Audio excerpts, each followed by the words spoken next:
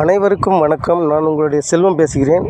இந்த வீடியோவில் நாம் எதை பற்றி பார்க்க போகிறோம் அப்படின்னா, ஜாதியும் கடவுளும் பற்றிய விளக்கங்கள். இது ஃபஸ்ட்டு வீடியோ. மனிதர்களில் ஆண், பெண், ஏழை, பணக்காரன், கருப்பு, வெள்ளை இந்த பாகுபாடு மட்டும்தான் உள்ளது. வலிமை மிகுந்தவன் வலிமை குறைந்தவனை அடக்கியாள நினைப்பதும், எண்ணிக்கையில் அதிகமாக இருப்பவர்கள் எண்ணிக்கையில் குறைவாக உள்ளவர்களை அடக்கியாள நினைப்பதும் காட்டு மிருகங்களின் குணமாகும். இதற்கு துணை போகின்ற அரசும் அரசு அதிகாரிகளும் காட்டு மிருகத்திற்கு சமமாக மதிக்கப்படுவார்கள். தமிழ்நாட்டில் உள்ள ஜாதிகள் ஆந்திராவில் இருப்பதில்லை. ஆந்திராவில் இருக்கக்கூடிய ஜாதி உத்தரப்பிரதேசத்தில் இருப்பதில்லை. போர் காரணங்களால் எத்தனை ஆட்சி மாற்றங்கள் வந்தாலும் ஜாதியின் பெயர்களை மாற்றாமல் அவர்களின் தொழில்கள் மட்டுமே மாற்றப்பட்டன. இந்த பாதிப்பு எல்லா ஜாதி ஆண்களிடமும் பெண்களிடமும் உண்டு. ஏனென்றால் எல்லா இந்தியாவில் எல்லா ஏரியாவும் எல்லா ஸ்டேட்டுமே மன்னராட்சிகள் தொடர்ந்து மாறிக்கொண்டே இருந்தன. போர்கள் நடந்து கொண்டே இருந்தன.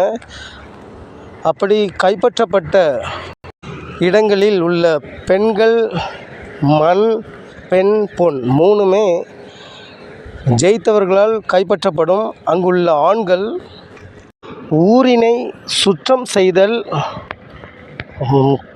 ஏரி குளங்களை வெட்டுதல், விவசாயம் சார்ந்த வேலைகளை பார்த்தல், கட்டிடம் கட்டுதல் போன்ற வேலைகளை பார்த்தல், கால்நடைகளை வளர்த்தல் போன்ற வேலைகளை பார்த்தல், துணி துவைக்கும் வேலை, சமையல் வேலை என்று பல்வேறு விதமான தேவைகளுக்காக இந்த ஆண்களை பிரித்து அவர்களுக்கு அந்தந்த வேலையை கொடுத்தார்கள். அந்த ஆட்சியை கைப்பற்றியவர்கள், அந்த நாட்டினை கைப்பற்றியவர்கள் இந்த மாதிரி செய்வார்கள். அதற்கு அவர்களுக்கு மிக குறைந்த ஊதியமும் சாப்பாடு மட்டுமே கொடுக்கப்படும். அரசியல் பலம் எண்ணிக்கையில் அதிகம், பணபலம் இப்படி வலிமையில் அதிகமாக இருப்பவர்கள் தங்களை விலங்குகளுக்கு ஈக்குவலாக கம்பேர் பண்ணி, நாங்கள் உடல் வலிமையில் அதிகம் கம்பேர் வித் அதர் கேஸ்ட், மற்ற ஜாதியை கம்பேர் பண்ணும்போது உடல் வலிமையில் நாங்கள் அதிகம் என்று சொல்பவர்களுக்கு ஒரு முக்கியமான பாயிண்ட் சொல்கிறேன். அது என்ன அப்படின்னா, நீங்கள் கண்டிப்பாக உங்கள் ஜாதியில் பாதி பேர் என்ன பண்ணியிருக்கணும், உடல் வலிமையை காட்டக்கூடிய ஒலிம்பிக்கில் அதிகமான தங்க மெடல்களை நீங்கள் ஜெயித்துள்ளீர்களா என்பதை முதலில் நிரூபியுங்கள், ப்ரூஃப் பண்ணுங்கள். எங்கள் ஜாதிகள் அறிவில் அதிகம் மற்றவங்களை கம்பேர் பண்ணும்போது அப்படின்னு சொல்கிறவங்க என்ன பண்ணியிருக்கணும், நீங்கள் உங்கள் ஜாதியில் அதிகமான சயின்டிஃபிக் கண்டுபிடிப்புகள் கண்டுபிடிச்சிருக்கீங்களா? நீங்கள் தான் கரண்ட்டை கண்டுபிடிச்சிங்களா? நீங்கள் தான் ஜென்ரேட்டரை கண்டுபிடிச்சிங்களா? இல்லை நீங்கள் தான் ட்ரெயினை கண்டுபிடிச்சிங்களா? இல்லை ஏரோப்ளேன் நீங்கள் தான் கண்டுபிடிச்சிங்களா? இல்லை துப்பாக்கி நீங்கள் தான் கண்டுபிடிச்சிங்களா? உங்கள் ஜாதியில் பாதிக்கு பாதி என்ன பண்ணியிருக்கணும், கண்டிப்பாக அறிவியல் பூர்வமான கண்டுபிடிப்புகள் கண்டுபிடித்திருக்க வேண்டும். அப்படி பண்ணியிருக்கீங்களா? அது ப்ரூஃப் பண்ணுங்கள். முடிவாக சொல்கிறேன், வீடுகளில் வளர்க்கக்கூடிய மிருகங்களை உதாரணமாக வைத்து, நாய்களில் ஜாதி உண்டு, ஆனால் ஒவ்வொரு ஜாதியும் வெவ்வேறு தோற்றம் உடையவை. அதே மாதிரி மாடுகளில் ஜாதி உண்டு, ஒவ்வொரு ஜாதியும் வெவ்வேறு தோற்றம் கொண்டவை. இன்னொரு காரணம், அறிவுபூர்வமான காரணம் ஒன்று சொல்கிறேன், கேட்டுக்கொள்ளுங்கள். 6000 ஜாதிகள் உள்ளது. ஒரு 12வது இடத்தில் இருக்கும் ஜாதி, இல்லைனா ஒரு 28வது இடத்தில் இருக்கக்கூடிய ஜாதி, இல்லைனா ஒரு 327வது இடத்துல இருக்க ஒரு ஜாதிக்காரன் தன்னோட தனக்கு கீழே இருக்கிறவங்கள பார்த்து சிரிக்கிறான், எள்ளி நகையாடுகிறான், கிண்டல் பண்ணிக்கிறான் அப்படின்னா, அவனுக்கு மேலே உள்ள ஜாதியை பார்த்து அவன் என்ன பண்ணுறான், கூனி குறுகி நிற்கிறான் என்று பொருள்.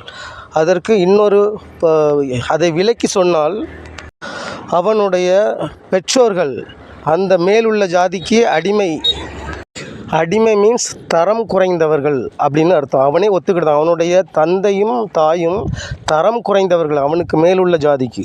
அது மட்டுமல்ல, அவனுக்கு பிறந்த குழந்தை பிறக்கப் போகிற குழந்தை இதுவும் தரம் குறைந்தது. அவனுக்கு மேலே உள்ள உயர்ந்த ஜாதியை அவன் அக்செப்ட் பண்ணிட்டான்னா, ஏற்றுக்கொண்டான் எனில் அவன் தரம் குறைந்த குடும்பத்தை அந்த இனத்தை சார்ந்தவன் என்பதை அவனே ஒத்துக்கொள்கிறான் என்று அர்த்தம். அப்படின்னா ஆடை அணிவதைப் போல் ஜாதியின் பெயர்களையும் தவிர்க்க முடியாத ஒன்றுதான். ஆனால் நாம் செய்ய வேண்டியது என்ன? பிறர் ஆடைகளை கிண்டல் செய்யக்கூடாது, பிறர் ஜாதியையும் கிண்டல் பண்ணக்கூடாது. தன்னுடைய ஆடைகளை ரசிப்பவன்தான் பிறர் ஆடைகளை கேவலமாக பார்க்க தூண்டும், சொல்வதற்கு தூண்டும். அதுபோல்தான் தன்னை விட கீழ் ஜாதி என்று பார்ப்பவர்களை கிண்டல் பண்ண தோன்றும் மனது உடையவன் அவன் ஜாதியை ரசிக்கிறான் என்று அர்த்தம். அவன் தன்னை விட உயர்ந்த ஜாதிக்கு அவனுடைய தாயும் தந்தையும் தரம் கெட்டவர்கள், பிறந்த குழந்தையும் தரம் குறைந்தது என்பதை அவன் மனதளவில் ஒத்துக்கொள்கிறான் என்று பொருள். ஆகவே ஜாதி என்பதனை ரசித்து ருசித்து அன்றாட வாழ்வில் பின்தொடர்பவர்கள் கண்டிப்பாக மனநோயாளிகள் என்ற ஒரு வார்த்தையின் கீழ் வருவார்கள் என்பதனை சொல்லிக்கொண்டு இந்த வீடியோவை நான் முடித்துக்கொள்கிறேன். இந்த வீடியோ உங்களுக்கு பிடிச்சிருந்தால் சப்ஸ்கிரைப் பண்ணுங்கள், லைக் பண்ணுங்கள், ஷேர் பண்ணுங்கள். நன்றி, வணக்கம். அடுத்த வீடியோவில் பார்ப்போம்.